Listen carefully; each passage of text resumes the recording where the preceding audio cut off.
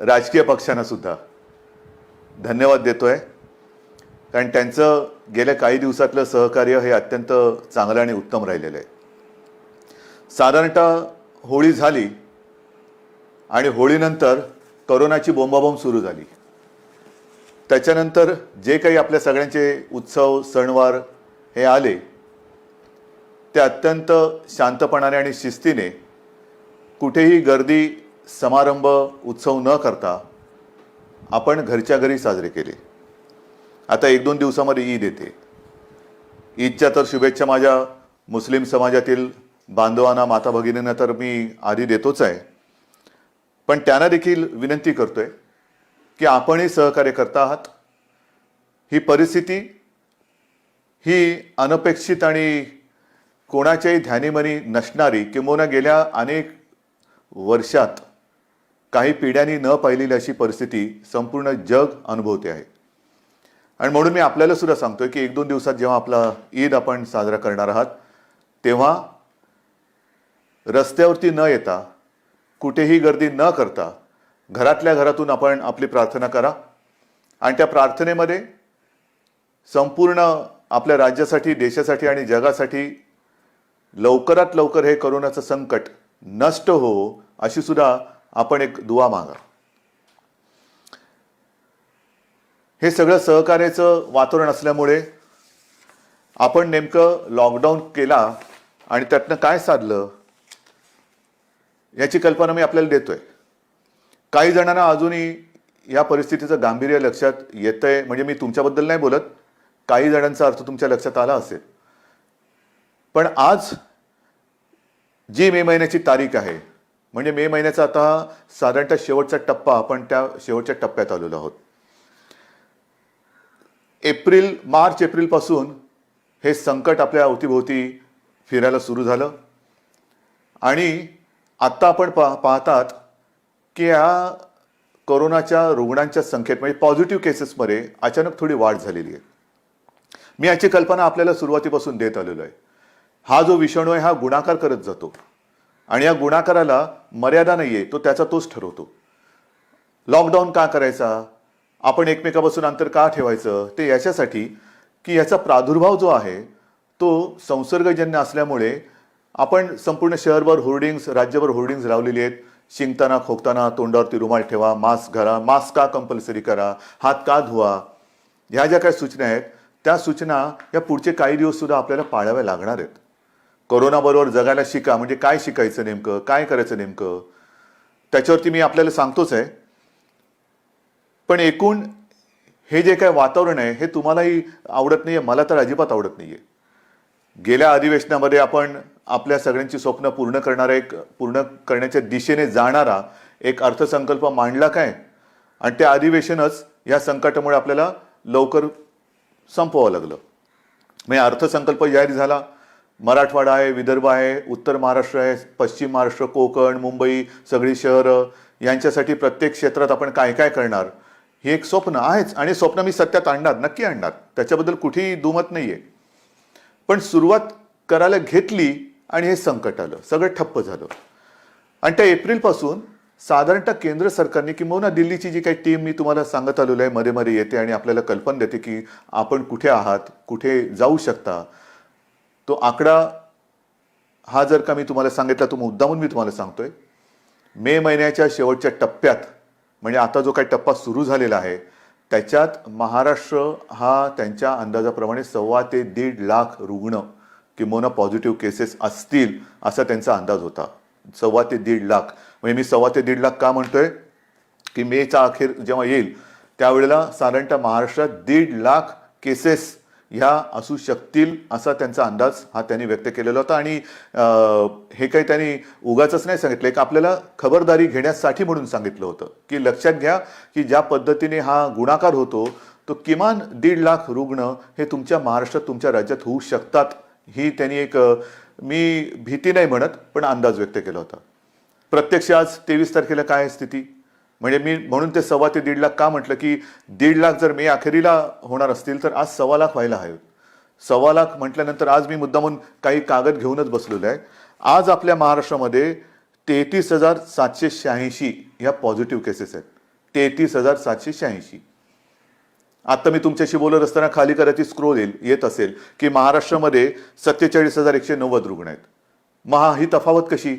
खाली तर स्क्रोल येतोय 47,000, मुख्यमंत्री म्हणतात 33,000. याचं कारण असं की या 47,000 मध्ये अजूनही पहिल्या दिवशी जो पहिला रुग्ण सापडला तो धरला जातोय. पहिला रुग्ण म्हणजे जेव्हा आपल्याला कळलं की आपल्या राज्यात या व्हायरसने शिरकाव केलेला आहे, तो रुग्ण बरा होऊन घरी गेला तरी देखील तो याच्यात पकडला जातोय. मग 47,190 म्हटल्यानंतर आतापर्यंत 13,404 हे रुग्ण बरे होऊन घरी गेलेले आहेत. 13,000च्या आसपास बरे होऊन रुग्ण घरी गेलेत. म्हणजे 47, मी वरचे आकडेमोड नंतर म्हणजे तुम्ही बघा, पण 47 वजा 13,000 जवळपास 33,000 रुग्ण हे आज आपल्या महाराष्ट्रामध्ये. 1.25 लाख आणि 33,000, 1.25 लाख रुग्णांची शक्यता होती, तीच आज महाराष्ट्रामध्ये प्रत्यक्ष ऍक्टिव्ह केसेस ज्याला म्हणतो रुग्ण हे 33,786 आहेत. हे कशामुळे शक्य झालं? हे तुमच्यामुळे शक्य आहे. तुम्ही जी काय एक शिस्त पाळलीत, जी हिंमत दाखवली, अगदी तुमच्या मनाविरुद्ध असलं तरी, म्हणजे काही वेळेला मला आता हुकुमशाह झाल्यासारखं वाटते की अरे घर के बाहेर निकाल के देखता हूं तेरे को. हे असं नाहीये. घराबाहेर धोका आहे म्हणून मी आपल्याला विनंती करतोय, घरात राहा. तरी आजची आपली परिस्थिती आहे, वस्तुस्थिती आहे. याच्यामध्ये एकूण टेस्ट ज्या आपण घेतल्या त्या जवळपास 3.5 लाखाच्या आसपास टेस्ट या महाराष्ट्रात झालेल्या. 3,48,026. त्याच्यामध्ये 2,98,000 म्हणजे जवळपास 3 लाखाच्या आसपास हा आकडा आता तुम्हाला मी सांगितलंच. एवढे निगेटिव्ह आलेले आहेत. दुर्दैवाने याच्यात मृत्यू मात्र झालेत, जे व्हायला नकोच होते, व्हायला नकोच आहेत, ते साधारणतः 1,577 मृत्यू झालेले आहेत. हा सगळा ठोकताळा हा आजचा आपल्या राज्याचा आहे. याच्यामध्ये काही चांगल्याही गोष्टी कशा आहेत की पूर्वी मी तुम्हाला सांगितलं होतं की लहान बालकं ही बरी होऊन घरी गेलेली आहेत. एक तर बातमी मी त्या आपल्या फोनवरती बीबीसीचं ॲप येतं ना, त्या ॲपमध्ये वाचलेली आहे की बीबीसीने कव्हर केले. मुंबईमध्ये कोरोना पॉझिटिव्ह असलेल्या ज्या आपल्या भगिनी आहेत, ज्यांच्या आता गेल्या ह्या काळामध्ये प्रसूती झालेल्या आहेत, त्या पॉझिटिव्ह होत्या. मग त्याही आता बऱ्याचशा बऱ्या झाल्या, पण त्यांची बालकं ही कोविड मुक्त जन्माला आलेली आहेत. म्हणजे त्या बालकांना कुठेही कोरोनाची लागण झालेली नाहीये. हा एक चमत्कार आहे निसर्गाचा. आणि हा चमत्कार जसा हा बालकांच्या बाबतीत आहे, मी काही दिवसांपूर्वी आपल्याला सांगितलं होतं की 82 वर्षाच्या आजीबाई बऱ्या होऊन घरी गेल्या. आता त्याच्याही पुढे आपण गेलो. एक 90 वर्षाच्या आजी आपल्या मुंबईमध्ये बऱ्या होऊन स्वतःच्या पायाने पायी चालत म्हणजे गाडीतनं उतरल्यानंतर म्हणजे तशा घरी गेलेल्या आहेत. म्हणजे अत्यंत छोट्या बालकांपासून, नवजात आब्रकांपासून ते 90 वर्षांच्या आजीबाईंपर्यंत सगळेजण कोविडचा मुकाबला यशस्वीपणाने करतायत. ही एक मोठी जमेची बाजू आहे. एक गोष्ट अजून मला सांगावीशी वाटते की ह्याच्या पुढची लढाई ही अधिक बिकट होणार. कारण हा गुणाकार आता जीवघेणा होणार आहे. आपल्याकडे काही केसेस वाढणार, जशा आतापर्यंत वाढलेल्या आहेत तशा येत्या काही काळामध्ये या केसेस आणखीन वाढण्याची शक्यता नव्हे तर थोड्या वाढतील. पण घाबरण्याचं कारण नाहीये. आपण मोठ्या प्रमाणावरती आरोग्य सुविधा निर्माण करतो आहोत. म्हणजे राज्यात म्हणाल तर काही लाखांमध्ये आपण रुग्णशय्या त्याची व्यवस्था करतो आहोत. महाराष्ट्रामध्ये, मुंबईमध्ये, देशात काही राज्यांनी केलं असेलही, जगात काही देशांनी केलं असेलही, आपण इतर देशांकडे, इतर राज्यांकडे काय करतात बघण्यापेक्षा आपण काय करतो आहोत त्याच्यावरती लक्ष देणं जास्त गरजेचं आहे. गेल्या वेळेला मी जे सांगितलं की आपण फील्ड हॉस्पिटल्स जसं बांद्रा कुर्ला कॉम्प्लेक्स आहे, गोरेगाव आहे, वरळी डोम आहे. डोमची तर यंत्रणा आपण जर का म्हणजे बघायला जाऊ नका, पण ते माझा असा विचार आहे की या सगळ्याचं एक कुठेतरी रेकॉर्डिंग करून ठेवायला पाहिजे की कसं मुंबई आणि महाराष्ट्राने कसं ह्या संकटाशी सामना केला, काय काय केलं. काही ठिकाणी तर आपण ICU बेड्स या फील्ड हॉस्पिटलमध्ये करतो आहोत. आज जी काही थोडीशी एक म्हणजे व्हायला नको आहे, मी पुन्हा सांगतोय, एक रुग्णांची आबाळ होते अशा बातम्या येतात, होतं, सत्य आहे. ह्याचं कारण हे संकट एवढं मोठं आहे की कोणाच्याही आकलनात किंबहुना त्याला समजण्याच्या आधी हे एवढं मोठं संकट आलेलं आहे. मग त्याच्यात साधारणतः एप्रिलमध्ये मी जे आपल्याला सांगू इच्छितो, एप्रिल एंडमध्ये आपल्याकडे जे हॉस्पिटल्स आहेत त्याच्यात 1000च्या आसपास बेड्स होते. आज आपण ही हॉस्पिटल्स आणि फील्ड हॉस्पिटल ह्यांची जर का एकत्रित संख्या मोजली तर मे अखेरीस आपण किमान 14,000 म्हणजे आत्ता फील्ड हॉस्पिटलमध्ये 3,000 म्हणजे जवळ आत्ता 7,000 बेड्स आपल्याकडे उपलब्ध आहेत, पण पुढच्या महिन्यात 13,000 ते 14,000 बेड्स हे हॉस्पिटल्समध्ये आपण उपलब्ध करून देऊ शकतो. आता हे बेड्स कसे असतील तर मी मागे आपल्याला सांगितलं होतं की साधारणतः 3 टप्प्यात आपण करतोय. जसं क्वारंटाईन आयसोलेशन हा एक भाग आहे, तसंच जे एसिम्प्टोमॅटिक आहेत, काही जणांना ऑक्सिजनची गरज लागते, व्हेंटिलेटर नाही, ऑक्सिजन. हा सगळा जो काय आपण काळ 2 महिन्याचा अनुभवलेला आहे त्याच्यात एक गोष्ट लक्षात आलेली आहे की जास्तीत जास्त रुग्णांना हे व्हेंटिलेटरपेक्षा ऑक्सिजनची गरज लागते. आणि हे जे काय आपण बेड्स किंवा रुग्णशय्या या उपलब्ध करत आहोत, त्यांची व्यवस्था करत आहोत राज्यभर, मुंबईमध्ये पण, त्याच्यात जास्तीत जास्त बेड्सना ऑक्सिजनची सुविधा आपण देत आहोत. जास्तीत जास्त अगदी फील्ड हॉस्पिटलमध्ये सुद्धा. काही ठिकाणी तर आपण फील्ड हॉस्पिटलमध्ये ICU बेड्सची व्यवस्था करतो आहोत. हे केवळ आपण महाराष्ट्रामध्येच करू शकतो असा मला आत्मविश्वास आहे. अनेक जण पुढे येत आहेत, डॉक्टर्स पुढे येत आहेत, नर्सेस पुढे येत आहेत. हा सगळा टप्पा आपण ओलांडत असताना 1-2 महिन्यापूर्वी मी तुम्हाला आवाहन केलं होतं की तेव्हा रक्ताचा पुरवठा, थोडासा रक्ताचा साठा आपल्याकडे कमी झाला होता. अनेक जण पुढे आले, रक्तदाते पुढे आले, त्यांनी रक्तदान केलं.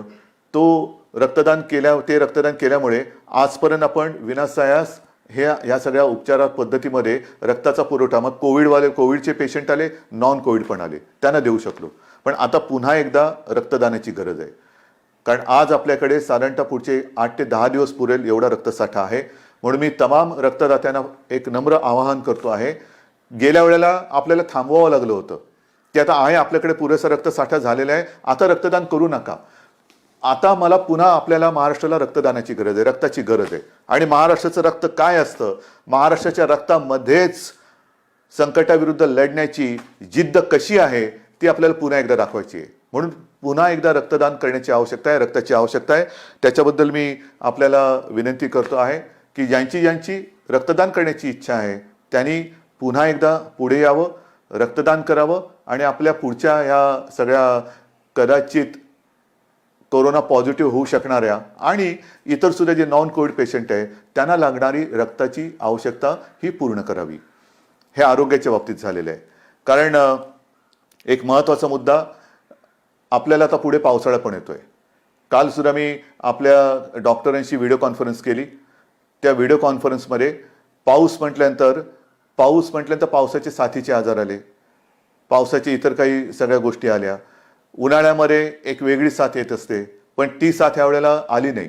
आपल्या सहकार्यामुळे थ्रोट इन्फेक्शन असेल, उन्हाळी सर्दी असेल, ताप असेल, ही साथ तशी आली नाही. पावसाळ्यामध्ये पुन्हा एकदा खबरदारी घ्यायची. उगाचच भिजणं, उगाचच पावसात मजा करणं, तूर्त काही दिवस ह्या गोष्टी टाळायला पाहिजेत. शक्यतोवर सगळ्याच रोगराईपासून आपल्याला लांब राहण्याची गरज आहे. मग स्वच्छ पाणी पिणं, पाणी उकळून पिणं, या गोष्टी त्या अनुषंगाने आल्याच. पण इतर ह्या सगळ्या आजारांपासून लांब राहणं म्हणजेच कोरोनापासून लांब राहणं आहे. एक गोष्ट मी जी तुम्हाला सतत एक गोष्ट म्हणता एक गोष्ट सांगतो, तुम्ही म्हणाल याची गोष्ट संपते की नाही कधी. तर ह्या सगळ्या काही दिवसांमध्ये अनुभवाला आलेल्या गोष्टी आहेत. प्रत्यक्ष कोरोनाने किती मृत्यू झाले तो एक आकडा आहे, पण त्याचबरोबरीने ज्याला आपण कोमॉर्बिडिटी म्हणतो, मी वारंवार सांगत आलेलो आहे, हाय रिस्क ग्रुप 55 वर्षाच्या वर आणि ज्यांना मधुमेह, रक्तदाब, किडनीचे आजार, इतर काही आजार, ह्या काही गोष्टी असतील, त्यांच्यावरती हा कोरोनाचा व्हायरस जास्त घातक दुष्परिणाम करतोय. आणि त्याच्यासाठी जसं आपण उन्हाळी साथींपासून दूर राहिलो तसंच पावसाळी साथींपासून सुद्धा दूर राहण्याची गरज आहे. मग सर्दी, खोकला, ताप आणि जरा कुठे लक्षण दिसलं तर ताबडतोब तुम्ही डॉक्टरांकडे गेलं पाहिजे. कारण साथीची लक्षणं आपण संपूर्ण राज्यभर जी होर्डिंग्ज लावलेत, शिंकताना, खोकताना तोंडावरती रुमाल ठेवा, मास्क लावा. प्रत्यक्ष असा अनुभव असा आलाय की सर्दी खोकल्यापेक्षा एक थकवा आला, ताप येतोय, त्याच्यानंतर तोंडाची चव जाते, वासच येईनासा होतोय, ही सुद्धा कोरोनाची प्राथमिक लक्षणं आहेत. ही लक्षणं थोडी वेगळी आहेत जी आपण कधी आधी अपेक्षित केली नव्हती. सर्दी, खोकला, ताप ही लक्षणं अपेक्षित धरली होती, त्याच्यात ताप हे आहेच. ताप येतोय, 2-3 दिवस झालं ताप येतोय, तो ताप उतरतच नाहीये. अंगावरती काढू नका, अंगावरती काढू नका. थकवा थकवा थकवा जाणवतो आहे, तोंडाची चव गेलेली आहे, त्याच्यानंतर वास येत नाहीये, तर लगेच डॉक्टरांकडे संपर्क करा. कारण ही कोरोनाची प्राथमिक लक्षणं असू शकतात. आणि ही लक्षणं जर का लक्षात आली तर डॉक्टरांकडे आल्यानंतर हाही एक आपला अनुभव आहे, लवकरात लवकर, म्हणजे मी तुम्हाला सांगितलं ना, दुर्दैवाने 1500च्या आसपास मृत्यू झालेले आहेत. यातले काही मृत्यू तर आपल्याकडे हे रुग्ण अतिशय शेवटच्या टप्प्यात आलेले आहेत, अतिशय शेवटच्या टप्प्यात. म्हणजे काही हालचाल करण्याच्या आतच दुर्दैवाने त्यांचा मृत्यू झालेला आहे. काही लोक ही लक्षणं खूप वाढल्यानंतर आलेले आहेत. पण अनेक जण जे बरे झालेत ते सगळे रुग्ण वेळेमध्ये आले आणि त्यांना वेळेत उपचार सुरू केल्यामुळे हे व्यवस्थित खडखडीत बरे होऊन घरी सुद्धा गेलेले आहेत. या विषाणूवरती औषध नाही, औषध नाही, औषध नाही, हे जरी जागतिक सत्य असलं तरी आपले डॉक्टर ही प्रयत्नांची पराकाष्ठा करतायत. त्या सगळ्या डॉक्टरना, ह्या आपल्या युद्धातल्या सैनिकांना जेवढे आपण धन्यवाद देऊ तेवढे थोडे आहेत. वेगवेगळे प्रयोग करतायत, जगभरात सगळ्या डॉक्टरांशी बोलतायत, एकमेकाचे अनुभव एकमेकाशी शेअर करतायत.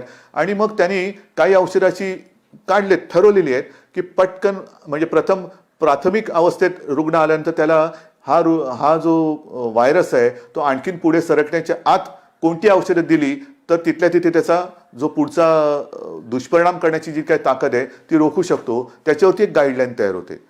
त्याच्यानंतर दुसऱ्या टप्प्यात काय औषधं द्यायची, तिसऱ्या टप्प्यात काय औषध द्यायची, कोणतं औषध पहिलं द्यायचं, त्यांचं कॉम्बिनेशन कोणतं करायचं, ह्याच्यावरती सगळा अभ्यास आपला हा होतोय आणि त्याला चांगलं यश मिळतंय, नक्की मिळतंय.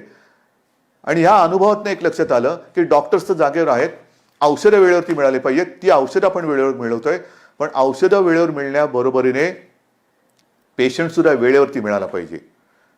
पेशंट सुद्धा वेळेवरती मिळाला पाहिजे. म्हणजेच ज्यांना ही लक्षणं आढळत आहेत त्यांनी वेळेत डॉक्टरकडे आलं पाहिजे. आपणही सरकारकडनं आणि महापालिकेकडनं घरोघरी जाऊन हे विकार म्हणा किंबहुना ही लक्षणं म्हणा कोणाला आढळत आहेत का त्याचा एक मोठ्या प्रमाणावरती, म्हणजे काही लाखांमध्ये आजपर्यंत आपण लोकांच्या घरोघरी गेलेलो आहोत. त्यातनं काही लोक आपण जे कदाचित संभाव्य रुग्ण होऊ शकतात कोरोनाचे त्यांना वेळेत बाजूला काढलेलं आहे. त्यांना त्यांच्या आवश्यकतेनुसार ऑक्सिजन आपण देतो आहोत. इतर काही त्यांना विकार असतील त्याच्यावरती इलाज आपण करतो आहोत. आपला प्रयत्न हाच आहे की व्हायरस कोणाकडे पोहोचायच्या आत आपण त्याच्याकडे पोहोचून त्याला सुरक्षित ठेवायचं. हे चाललेलं आहे, राज्याकडनं चाललेलं आहे, महापालिकांकडनं चाललेलं आहे.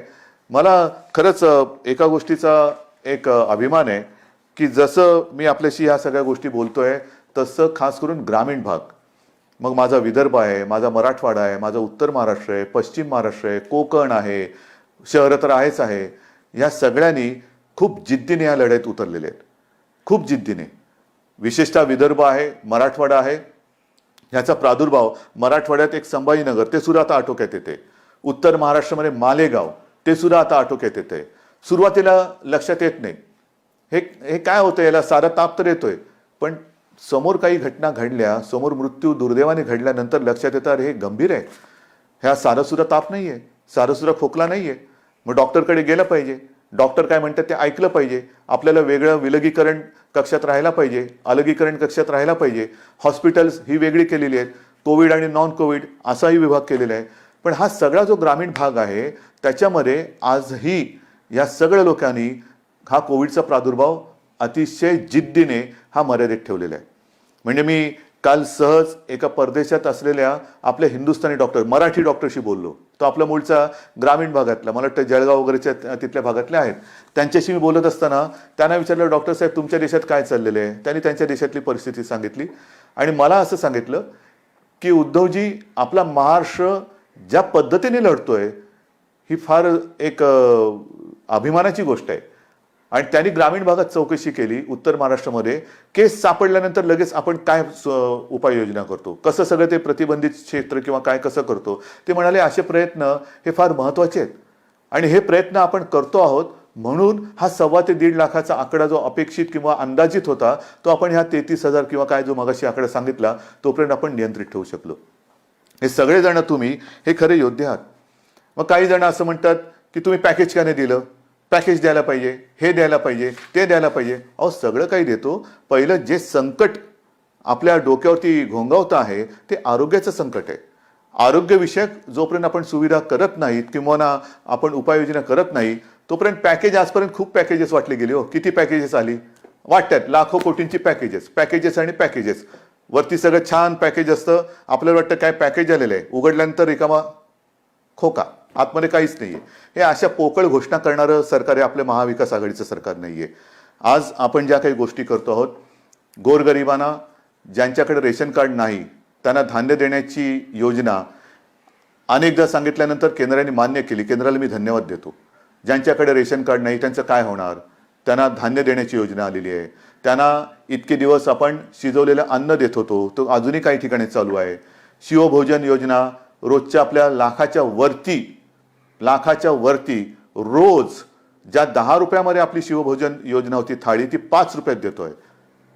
काय कोणतं पॅकेज आहे? ही पॅकेजच्या पलीकडची गोष्ट आहे. पहिल्यांदी अन्न मिळणं ही फार महत्वाची गोष्ट आहे. धान्य मिळणं ही फार महत्वाची गोष्ट आहे. उपचार मिळणं ही फार महत्वाची गोष्ट आहे. या सगळ्या ज्या काही आपण योजना करतोय त्या सर्वांसाठी करतोय, सर्व वर्गांसाठी करतोय. ह्या गरिबांसाठी करतोय, मध्यमवर्गीयांसाठी करतोय, श्रीमंतांसाठी करतोय. कारण ही आपली परिस्थिती जरी गोरगरीब अशी असली तरी व्हायरस कोणालाच ओळखत नाही. मग जसं रेशन कार्ड नसलेल्यांकडे आपण धान्य देतो आहोत, तर रेशन कार्ड ज्यांच्याकडे नाही त्यांनी उपचार कसे करायचे? कारण त्याच्यात हे नव्हतं. मग आपली महात्मा ज्योतिराव फुले जी विमा योजना आहे त्याच्यात आपण आता 100% लोकांना आपण ज्या नोंदणीकृत आपली हॉस्पिटल्स आहेत त्या हॉस्पिटल्समधनं 100% मोफत उपचार हे या सगळ्यांना करून देणार आहोत. काय पॅकेज आहे? कोणतं पॅकेज आहे? घोषित करायचं, जाहिरात करायची का प्रत्यक्ष काम करायचं? आपण देतो आहोत. आजपर्यंत मी तुम्हाला सांगितलं की साधारणतः 5.5 ते 6 लाख परप्रांतीय मजुरांची आपण 3 वेळाच्या अन्नाची सोय करत होतो. 5.5 ते 6 लाख. किती खर्च झाला? आहे पॅकेज केलं. या सगळ्या राज्यातल्या मजुरांना, इतर राज्यातल्या मजुरांना आपण जा नाही सांगितलं, पण त्यानंच घरी जायचं होतं. मग घरी जायचं तर कसं करायचं? केंद्राने जाहीर केलं. आपण त्यांच्याकडे ट्रेन्स मागत होतो, लॉकडाऊनच्या आधी ट्रेन्स मागत होतो की इतर राज्यातले जे काही मजूर आहेत ते इकडे थांबायला तयार नाहीत, त्यांना घरी जाण्याची परवानगी द्या, आम्हाला ट्रेन्स द्या, आम्ही खर्च करतो, त्यांना जाऊ द्या. दुर्दैवाने किंवा काही कारणं असतील त्यावेळेला ती परमिशन मिळाली नाही. आता हे संकट वाढल्यानंतर त्यांना परवानगी दिली गेली. कारण ते सुद्धा फार ते भीषण चित्र होतं. ही साधी लोक रस्त्यावरनं आपल्या कुटुंब कबिल्यासह चालत. ऊन आहे आणि सोयी सगळीकडे, कुठे निर्जन रस्त्यावरती सोयी सुविधा कुठून असणार? मग रस्त्यावरनं कोण चाललेले आहेत, रुळाच्या पटरीवरनं कोण चाललेले आहेत. पण आता केंद्राने जी सोय केल्यानंतर केंद्र सरकार 85% पैसे आपल्याला त्यांनी जाहीर केले ते मिळतील. जसे आजपर्यंत मिळाले तसे तेही मिळतील. पण राज्याने आतापर्यंत 481 ट्रेन्स 5 मे ते 23 मे या काळामध्ये सोडलेल्या आहेत. रोज सोडतोय. मी तुमच्याशी बोलतोय त्याही वेळेला कुठली तरी एखादी ट्रेन निघाली असेल. आणि या प्रवासी मजुरांची ही संख्या आहे ही 6 ते 7 लाखाच्या आसपास आजपर्यंत त्यांची आपण सोय केलेली आहे. 6 ते 7 लाखापर्यंत. आणि याच्यासाठी राज्य सरकारने जवळपास 85 कोटी रुपये या व्यवस्थेवरती ट्रेन्सच्या भाड्यापोटी हे दिलेले आहेत. हे पॅकेज आहे, पण 85 कोटी रुपये दिलेले आहेत. म्हणजे 85 कोटी आणि वरचे तर मी काय वाचत नाही, पण 85 कोटी आणि काही लाख रुपये दिलेले आहेत. आपण रोज 80 ट्रेनची मागणी करतोय की आम्ही सोय करायला तयार आहोत, आम्हाला ट्रेन्स द्या. पण रोजच्या 30 ते 40 म्हणजे अर्ध्या ट्रेन्स आपल्याला रोज मिळत आहेत. 80 ट्रेन्स आपण रोज मागतोय, पण 30 ते 40 मिळत आहेत. ट्रेन्स आपली क्षमता आहे, तुम्ही ट्रेन्स आम्हाला द्या. आम्ही आमच्याकडनं सगळ्या ह्या मजुरांची आता आपण नीट व्यवस्था केलेली आहे. त्यांना व्यवस्थित त्यांची नोंदणी करून अत्यंत चांगल्या पद्धतीने, आणि ते सुद्धा घरी परत जाताना आपल्या राज्य सरकारचा जय जयकार करत जात आहेत. महाराष्ट्र सरकार जिंदाबाद. कारण त्यांची आपण इकडे नीट सोय केली. घरी जाण्याची त्यांना जे आपण वचन दिलं होतं त्या वचनाप्रमाणे त्यांना घरी पाठवायची सुरुवात केलेली आहे. पैसे त्यांच्याकडनं तिकीट घेतलेलं नाही. सुरुवातीच्या काळामध्ये काही कळत नव्हतं म्हणजे केंद्राकडनं काय येईल, यांच्याकडनं काय येईल. पण त्याची वाट न बघता आपण खर्च केलेला आहे. एस टीने सुद्धा फार महत्त्वाचं काम केलेलं आहे. कारण हे सगळे जे काही लोक होती रस्त्याने निघाले होते त्यांना कल्पनाच नव्हती. जसं एक तो झाला ना जालन्याच्या आसपास, एक तो लोकर ती मजूर रुळावरतीच त्यांना डोळा लागला आणि त्यांच्या अंगावरनं मालगाडी गेली. कारण रस्त्यावरनं जाता येत नाही, भुसावळला जायचंय, रस्ता कसा कळणार, रुळावरनं चला. तर अशी दिशाहीन एक भटकंती चाललेत. त्या सगळ्यांना आपली एस टी जी आहे, एस टीला ह्यांना सुद्धा सगळ्यांनी मी धन्यवाद देतो. त्या रस्त्यावरनं जाणाऱ्या लोकांना तिथे त्यांनी उचलून त्यांना ज्या स्टेशनवरती जायचं होतं त्या स्टेशनवरती आपण सोडतो आहोत. काही लोकांना तर एस टीमधून परराज्यामध्ये आपण नेतो आहोत. म्हणजे इथे ट्रेनने तर जातातच आहेत, एस टीतून जात आहेत. पण ही सुद्धा संख्या किती आहे? एस टी बसेसच्या आजपर्यंत साधारणतः 5 मे ते 23 मे पर्यंत 32,000 फेऱ्या झालेल्या आहेत. 32,000 फेऱ्या. त्याच्यात जसं ट्रेननी काही लाख 7-8 लाख लोक ही आपण पाठवलेली आहेत, तसं एस टीच्या माध्यमातून आपण 3,80,000 मजुरांना स्टेशनपर्यंत नाही तर त्यांच्या राज्यापर्यंत आपण पोहोचवलेले आहे. 3,80,000. आणि ह्याही वरती साधारणतः शासनाचा खर्च हा 75 कोटीचा आपण आतापर्यंत केलेला आहे. 75 कोटी. कुठलं पॅकेज पाहिजे तुम्हाला? पॅकेज पाहिजे इतर देशातनं सुद्धा आणि आता इतर राज्यातनं हवाई मार्गे आपल्याकडे काही विद्यार्थी येत आहेत, काही अडकलेले आपली लोक येत आहेत. ह्या सगळ्यांची सोय आपण करतोय. त्यांना बाहेरून येणाऱ्यांना आपण क्वारंटाईनची सोय करतोय. 7 जूनपर्यंत आणखीन 13 फ्लाईट्सने महाराष्ट्रामध्ये वेगळी नागरिक आणखीन येत आहेत. आजच सकाळी माझं आपले पुरी आहेत म्हणजे केंद्रीय सिव्हिल एव्हिएशनचे मिनिस्टर, त्यांच्याशी बोलणं झालं. आणि त्यांच्याबरोबर सुद्धा बोलताना मी त्यांना तेच सांगितलं की जरा आम्हाला एक अंदाज घेऊ द्या. आम्हाला कोणालाही काही लॉकडाऊन 5 वर्ष आमच्या सरकारने काय केलं? लॉकडाऊन केला. हे नाही, हे काय अभिमानाची गोष्ट नाही आहे. आम्हाला हे सगळं सुरू करायचं, उलटं वाढवायचं चांगलं. पण ते वाढवताना खबरदारी घेऊन आम्हाला करायचे. त्याच्यामुळे नेमकं प्रवासी येणार ते कसे येणार, त्यांची खबरदारी तुम्ही काय घेणार, आम्ही काय घ्यायची. एअरपोर्ट सुरू करायचं म्हणजे एअरपोर्टला लागणारा कर्मचारी वर्ग किती लागणार, ह्या सगळ्या गोष्टी आपल्याला करायच्या आहेत, नक्कीच करायच्या आहेत. आताचा जो काय सीझन आपला हा सुरू होतोय तो सीझन एकतर शेतीचा होतोय आणि शिक्षणाचा होतोय.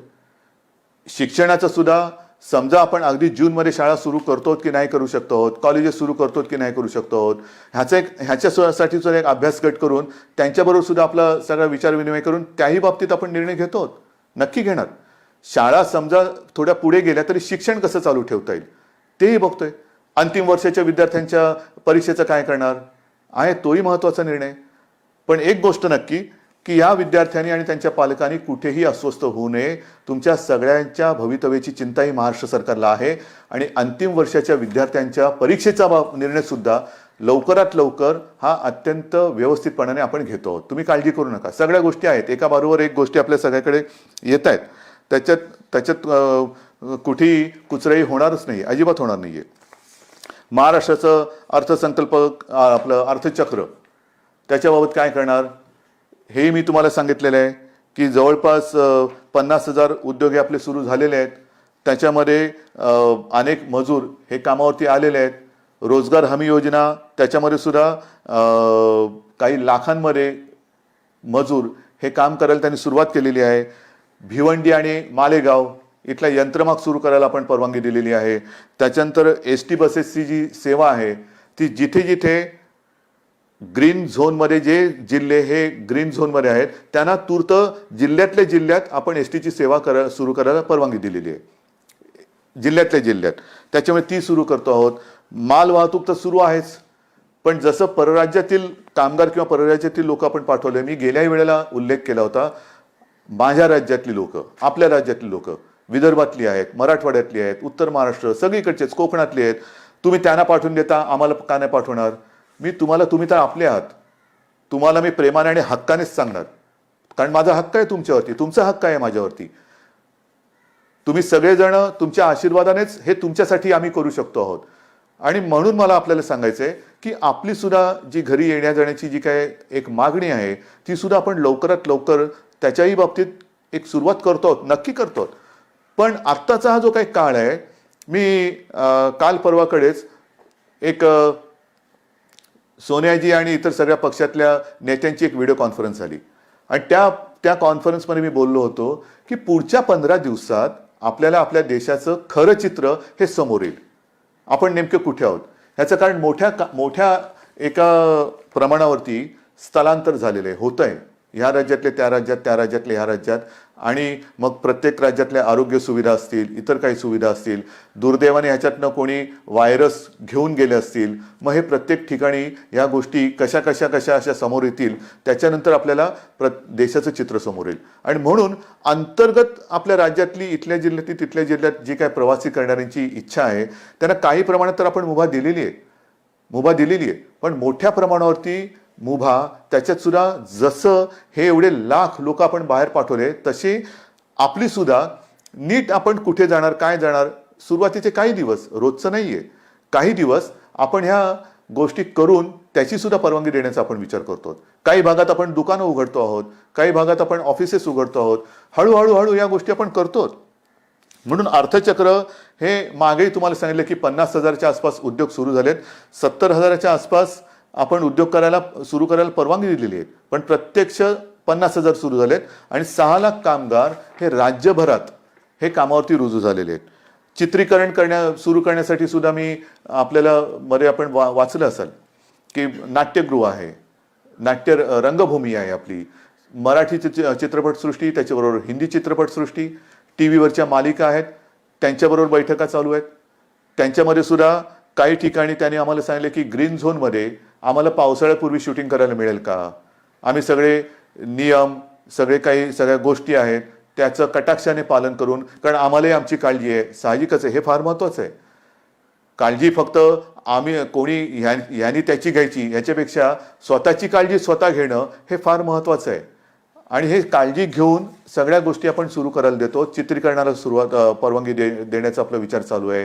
त्याच्यानंतर पोस्ट प्रोडक्शन म्हणजे डबिंग, एडिटिंग, या सगळ्या गोष्टी ह्या मर्यादित स्वरूपात कसं करता येईल, लोकांना बाहेर फिरायला जायला परवानगी कधी देता येईल, आपण काही आउटडोर खेळ सुरू करायला काही परवानगी कशी देऊ शकतो, ह्या सगळ्याचा विचार आपण करतो. म्हणजे कुठेही निगेटिव्ह ह्यानी जात नाहीये. परवाच खरीप हंगामाच्या तयारीची बैठक आपल्या मंत्रिमंडळाने घेतली आणि त्याच्यामध्ये मग पीक कर्जाचा विचार आला, विम्याची योजना आली. एक नवीन आपण प्रयोग ह्या निमित्ताने करतो आहोत की शेतकऱ्याला बांधावरतीच बी बियाणं, खतं ही कशी उपलब्ध करून देता येतील. कारण आपण पहिल्या दिवसापासून शेतीच्या कामाला कुठेही अटकाव केलेला नाहीये, ना शेतीला केला, ना शेतीविषयक म्हणजे अन्नधान्य असेल, भाजीपाला असेल त्याला कुठे अटकाव केला, किंवा शेतीला लागणाऱ्या अवजारांनाही कुठे आपण अटकाव केलेला नाहीये. तर शेती ही चालू राहिलीच पाहिजे. अन्नधान्य याचा एक पुरवठा, जगामध्ये कोणतेही संकट आलं तरी शेवटी 2 घासे लागणारच, आणि त्याच्यासाठी आपण त्यांना कुठेही अटकाव केलेला नव्हता. तर शेतकऱ्याची सुद्धा खबरदारी हे आपण घेतो आहोत. कापूस खरेदी हा सुद्धा महत्त्वाचा विषय अनेक जणांनी मांडला. कापूस खरेदीचं काय, आजपर्यंत आपण साधारणतः 75 ते 80% कापूस खरेदी ही केलेली आहे, नक्कीच केलेली आहे. अजूनही ही चालू आहे, बंद नाही केलेली. मग कापूस खरेदी जशी सुरू आहे, जसं विदर्भ, मराठवाडा आणि उत्तर महाराष्ट्रातले माझे सगळे शेतकरी ह्याच्यात जास्तीत जास्त कापूस उत्पादक आहेत, त्यांची जशी आपण एक हे बघतो आहोत, तसं दूध काय करणार, दुधाचं काय करणार, इतर अन्नधान्य जे काय आहे, मका असेल, इतर असेल, काही असेल, हे कसं करणार, त्याच्या बाबतीत म्हणजे पूर्ण विचार करतो आहोत. शिक्षणाच्या बाबतीत करतो आहोत, कृषीच्या बाबतीत करतो आहोत, अर्थ खात्याच्या बाबतीत करतो आहोत, आणि हे करताना आरोग्याचा विचार सुद्धा आपण करतो आहोत, कारण तो महत्त्वाचा आहे. आपण मागे मी तुम्हाला सांगितलं होतं सर सलामत तो पगडी 50. तर पहिलं आपण शाबूत राहायला पाहिजे, त्याच्यानंतर पुढच्या गोष्टी करू शकतो. काही ठिकाणी आरोग्य सुविधा आपल्याला वाढवायला लागतात. इतरत्र महाराष्ट्रामध्ये आपण तशा परवानग्या दिलेल्या आहेत. विदर्भात आहे, मराठवाड्यात आहे, उत्तर महाराष्ट्रात, म्हणजे टेस्टिंग लॅब, टेस्ट करण्यात चाचणी केंद्र ही वाढवतो आहोत आणि त्यांना तशा सुविधा आपण वाढवून देतो आहोत. कोकणामध्ये सुद्धा रत्नागिरीत ह्या टेस्ट लॅबसाठी आपण परवानगी दिलेली आहे. त्याच्यासाठी तिकडे मी मागे कोकणात गेलो होतो, सिंधुदुर्गामध्ये मी बोललो होतो की व्हायरॉलॉजी लॅब ही लवकरात लवकर आपण स्थापन करू. तर त्या लॅबला सुद्धा आणि ह्या टेस्टिंगसाठी सुद्धा आपण परवानगी दिलेली आहे. म्हणजे कोकणात सुद्धा आपण ही गोष्ट करतो. एकूणच काय तर सगळीकडे ह्या गोष्टी सर्व बाजूने करतोय. धान खरेदी सुद्धा त्याच्याही बाबत संपूर्ण खरेदी करणार. काही कोणाला आम्ही वारंवार नाही सोडत. धानाचं असेल, मक्याचं असेल, याचा असेल, त्याचा असेल, सगळ्या शेतकऱ्यांना आपण आधार देतो आणि आधार देणार आहोत. हे आत्तापर्यंत सगळं तुम्हाला मी सांगितलेलं आहे. कुठेही कोणालाही आपण वाऱ्यावर सोडत नाही. अजूनही माझं मत प्रामाणिकपणे असंच आहे की हा एक संकटाचा काळ आहे. कोणीही राजकारण करू नये, अजिबात करू नये. राजकारण जर का सुरू केलं, मग तुम्ही केलं म्हणून आम्ही केलं, तुम्ही केलं तरी आम्ही नाही करणार. कारण आमच्यावरती महाराष्ट्राची जबाबदारी आहे. आमच्यावरती महाराष्ट्राची जबाबदारी आणि आमच्यावरती महाराष्ट्राचा विश्वास आहे. जबाबदारी नक्की आहे, पण त्याहीपेक्षा महाराष्ट्राचा विश्वास हा आमच्यावरती जास्त आहे. आणि त्या विश्वासाला मी कधी तडा जाऊ देणार नाही, अजिबात नाही. तुम्ही काही बोला, मी प्रामाणिकपणाने काम करतोय. माझे सहकारी, माझं मंत्रिमंडळ प्रामाणिकपणाने काम करतंय. महाराष्ट्र सरकार प्रामाणिकपणाने काम करते. कृपा करून कोणीही ह्याच्यात राजकारण करू नये. कारण मी जे प्रामाणिकपणाने सांगतोय की केंद्र सरकार मदत करतं आहे. काही गोष्टी ज्या आम्हाला उणिवा भासतात, जरूर भासतात. जसं पैशाची भाग आहे, जीएसटीचा मुद्दा आहे, अजूनही पैसे यायचे आहेत, मारू बोंब. इतर काही राज्य सरकारचे पैसे केंद्राकडे अडकलेले आहेत, करू ठणठणाट. सुरुवातीला जसं पीपी किट येत नव्हते, औषधाचा काही बाजू अजूनही थोडासा तुटवडा आहे, करू बोंब, करू मारू. रेल्वेचे पैसे अजून आलेले नाहीत. हे अशा नुसत्या जर का गोष्टी आपण बोलायला लागलो तर ही माणुसकी नाहीये. मी मागेही बोललो होतो की आता माणुसकी हा सगळ्यात मोठा धर्म आहे. सगळे जात पात धर्म, सगळे सणवार, आपले उत्सव हे जर का घरातल्या घरात साजरे करणार असतील तरी ते घरात आपण साजरे करतायत. म्हणजे मोठे मोठे उत्सव हे सगळी लोक, आता पुढच्या महिन्यात वारी येते, त्यांच्याही बरोबर माझी बोलणी सुरू आहे. हे सगळे लोक मदत करत असताना फक्त राजकारण म्हणून राजकारण करायचं हे महाराष्ट्राच्या संस्कृतीला शोभेचं नाहीये, अजिबात नाहीये. ठीक आहे, मी महाराष्ट्र जपतो, महाराष्ट्राची संस्कृती जपतो, महाराष्ट्राचे संस्कार जपतो. म्हणून माझ्या संस्कारात, माझ्या संस्कृतीत या अडचणीच्या वेळेला राजकारण करणं हे बसत नाही. मी राजकारण करणार नाही, अजिबात करणार नाही.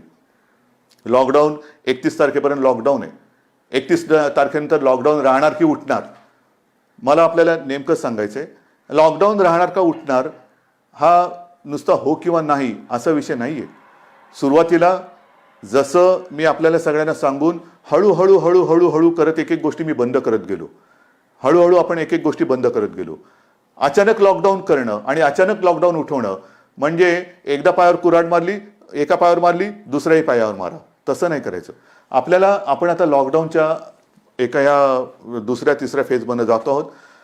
कोरोनाचा व्हायरस हा जोरात गुणाकार करायला लागलेला आहे. आणखीन काही केसेस येत्या काही दिवसात वाढणार आहेत. त्या केसेससाठी आपण ह्या मोठ्या फील्ड हॉस्पिटलची आणि इतरत्र सगळीकडे, ठाण्यापासून सगळीकडे सुविधा निर्माण करतो आहोत. डॉक्टर्सना सांगतो आहोत, काही नर्सेस त्यांना सुद्धा मी सांगतो की आपण अजिबात काळजी करू नका. डॉक्टर्स, आरोग्य सेवक, जीवनावश्यक सेवेसाठी जो कर्मचारी वर्ग आहे, आपण अजिबात काळजी करू नका. तुमच्या सगळ्यांची जबाबदारी घ्यायला महाराष्ट्र सरकार समर्थ आहे. कृपा करून कोणीही आपली कामं सोडून जाऊ नका. तुम्ही तर जाऊ नकाच, आणखीन आपल्याला मदतीला जे कोविड योद्धा आहेत ते सुद्धा येत आहेत. आणि म्हणून मला असं वाटतं लॉकडाऊन अचानक लावणं हे जसं योग्य नाही, तसंच लॉकडाऊन अचानक उठवणं, त्याच्यापेक्षा आता लॉकडाऊन हा शब्द वापरू नका, अजिबात नाही. लॉकडाऊन शब्द बाजूला ठेवा. आपण हळूहळू आपली आपल्या आयुष्याची गाडी ही पूर्वपदावरती आणतो आहोत. हळूहळू जसं बंद करत गेलो तसं काही गोष्टी ह्या आपण ओपन करत जातो. आणि हे ओपन करताना, रिओपन करताना पावलं मात्र अत्यंत खबरदारीने टाकायचे. कोरोनासोबत जगायला शिका. म्हणजे काय शिकायचं तर पुढचे काही दिवस, काही महिने करायचे आपल्याला मास्क घालूनच समाजात फिरावं लागेल. आपले हात हे सतत धुत राहावेच लागतील. त्याच्यात साहजिकच आहे, बाहेर गेल्यानंतर सॅनिटायझरची बाटली ही आपल्या जवळ बाळगणं आलं. मोबाईल फोन करायची इकडे तिकडे झालं तरी चालेल, पण सॅनिटायझर हा लागणार.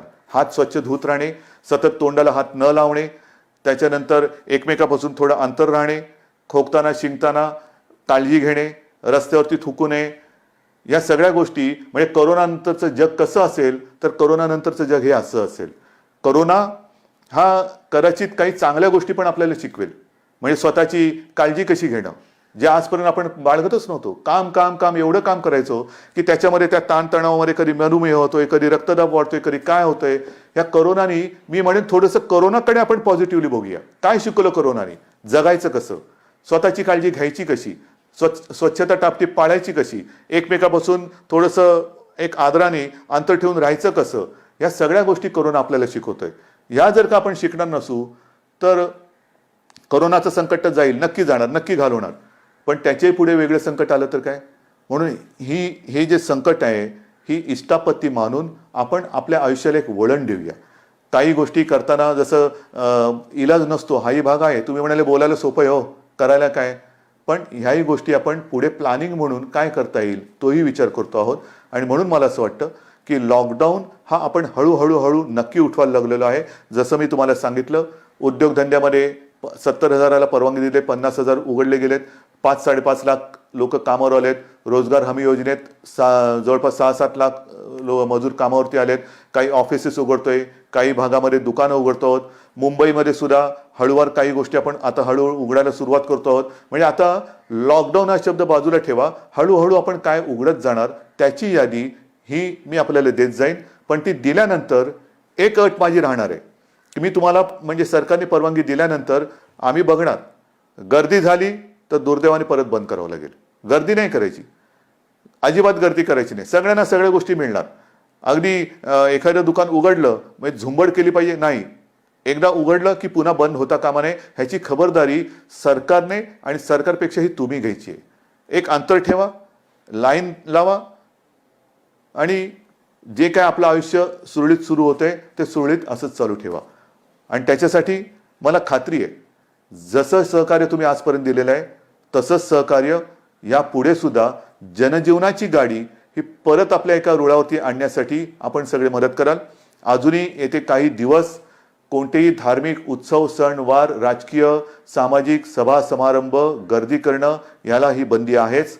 आपण सर्व धर्मियांनी आजपर्यंत जे मला सहकार्य केलेले, सरकारला सहकार्य केलेले आहेत, आपले सगळे सण वार उत्सव हे घरातनं साजरे करा आणि प्रत्येकाने आपापल्या ईश्वराकडे, अगदी मुसलमानाने म्हणून आपल्या अल्लाकडे, ख्रिश्चनाने म्हणून आपल्या जिजसकडे सगळ्यांनी प्रार्थना करा की लवकरात लवकर हे जग ग्रासून ज्यांनी या संकटाने टाकलेलं आहे त्या संकटाला नष्ट करून आम्हाला सुखाचे, आनंदाचे आणि निरोगी आरोग्याचे दिवस, आयुष्य पुन्हा एकदा जगायला मिळो ही प्रार्थना करा. जय हिंद, जय महाराष्ट्र.